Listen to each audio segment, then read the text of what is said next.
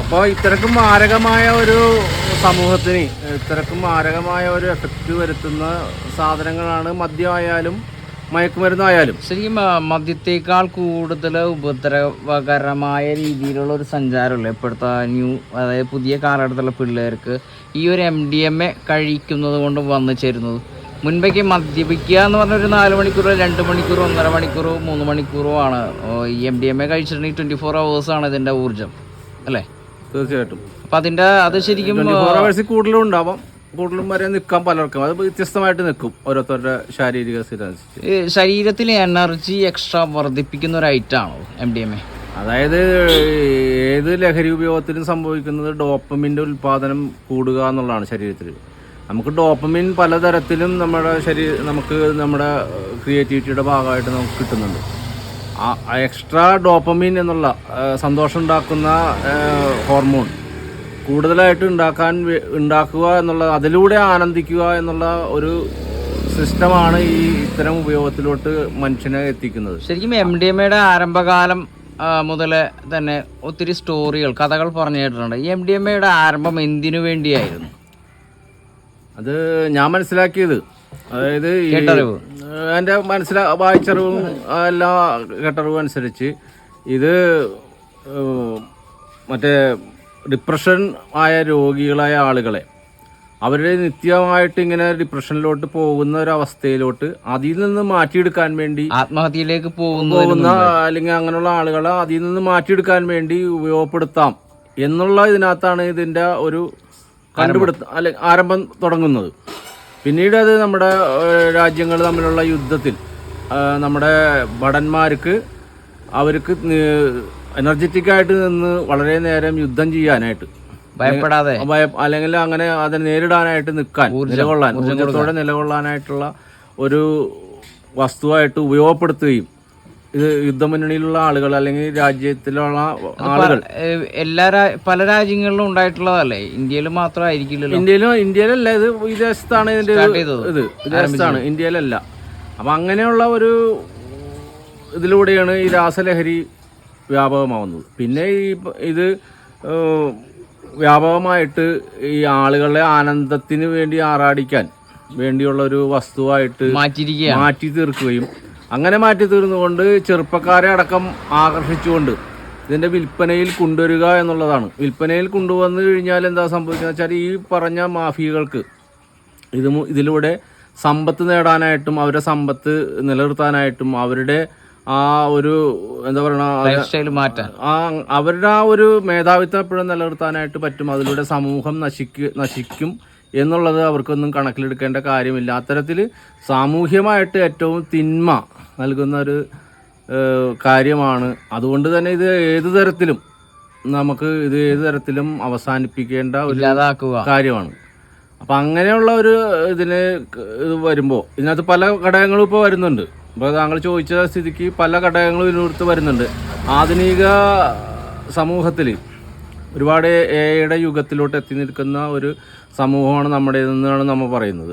അല്ലെങ്കിൽ അങ്ങനെയുള്ളൊരു സമൂഹത്തിൽ ഈ ഇപ്പോൾ ന്യൂജൻ അല്ലെങ്കിൽ പുതിയ ആളുകളെല്ലാം എന്താ പറയുക, നമ്മുടെ മൊബൈലിലാണ് ഉപയോഗിച്ച് പ്രധാനമായിട്ടും എല്ലാ കാര്യങ്ങളും നിയന്ത്രിക്കുന്നതും പഠിക്കുന്നതും നിയന്ത്രിക്കുന്ന മൊബൈലാണ്. മുൻകാലങ്ങളിൽ അങ്ങനെയല്ല. ഇപ്പം എൻ്റെയൊക്കെ തലമുറ അങ്ങനെയല്ല, അവരെ ഉപയോഗിച്ചിരുന്നത്. ഇപ്പൊ നമ്മൾ ഞങ്ങളുടെയൊക്കെ തലമുറ വായിച്ചും പഠിച്ചും അങ്ങനെ അറിഞ്ഞാണ് വന്നത്. അങ്ങനെ പോകുന്ന പ്രോസസ്സിൽ, അങ്ങനെ പോകുന്ന ഒരു പ്രക്രിയയിൽ നമ്മുടെ മനസ്സ് രൂപപ്പെടുന്നുണ്ട്. ഇപ്പോഴത്തെ ഇതിനകത്ത് മനസ്സ് രൂപപ്പെടുന്നത് വേറെ പല തരത്തിലാണ്. ആ ഒരു പ്രശ്നമാണ് ഇപ്പോൾ നമ്മൾക്ക് ഇതിന്റെ സൈഡായിട്ടുള്ള കാര്യം. ഒത്തിരി ക്രൈമുകൾ അതായത് ഇപ്പോൾ ഈ സോഷ്യൽ മീഡിയ എന്നുള്ള സാധനത്തിലൂടെ നമുക്ക് കിട്ടുന്ന അറിവുകൾ പരന്ന അറിവുകളാണ്. പരന്ന അറിവുകളാണ്. ആഴത്തിലെ അറിവുകൾക്ക് ഇല്ല.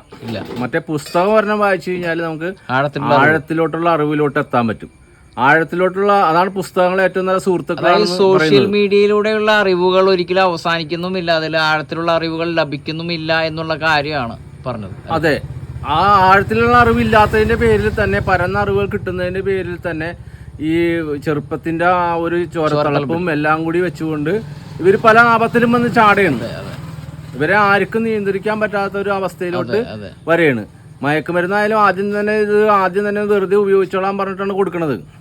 അങ്ങനെ ഉപയോഗിച്ച് കഴിഞ്ഞാൽ അവന് ആ ഒരു പ്രത്യേക സന്ദർഭത്തിൽ എന്തെങ്കിലും ഒരു ഇത് തോന്നും, അതനുസരിച്ച് അവൻ്റെ കൂട്ടുകെട്ടും അതനുസരിച്ച് മാറി തീർന്ന് വരുമ്പോൾ പിന്നെ അവൻ വേറൊരു വ്യക്തിയായിട്ട് മാറി തീരുകയും അവൻ ഈ തരത്തിലുള്ള ഒരു പ്രക്രിയയിലോട്ട് തന്നെ പോയി കഴിഞ്ഞാൽ സമൂഹത്തിൽ നിന്ന് ഒറ്റപ്പെടും, സമൂഹത്തിന് തന്നെ ബാധ്യതയാവുന്നതും ആയിത്തീരുന്നതായ അവസ്ഥയിലോട്ട് എത്തിച്ചേരും. അങ്ങനെ അവസ്ഥയിലോട്ട് എത്തിച്ചേരുന്ന ഇതാവുമ്പോൾ അവൻ ക്രിമിനൽ കുറ്റകൃത്യത്തിലോട്ട് വന്നു കഴിഞ്ഞു. ക്രിമിനൽ കുറ്റകൃത്യത്തിലോട്ട് വന്നു കഴിഞ്ഞാൽ പിന്നെ നമ്മുടെ സ്റ്റേറ്റിന് അല്ലെങ്കിൽ ഇവിടുത്തെ ഭരണാധികാരികൾക്ക് എന്താ ചെയ്യാന്ന് വെച്ചാൽ അത് കൃത്യമായിട്ട് അത് കണ്ടെത്തി അതിന് നടപടി സ്വീകരിക്കുക എന്നുള്ള മാർഗവും എത്താൻ പറ്റുള്ളൂ. അങ്ങനെ എത്തുന്നത് നമ്മുടെ ചെറുപ്പമാണ് ഈ ജയിലുകളിൽ പോകുന്നത് എന്നുള്ളതാണ് ഏറ്റവും ദുഃഖകരമായ യാഥാർത്ഥ്യം.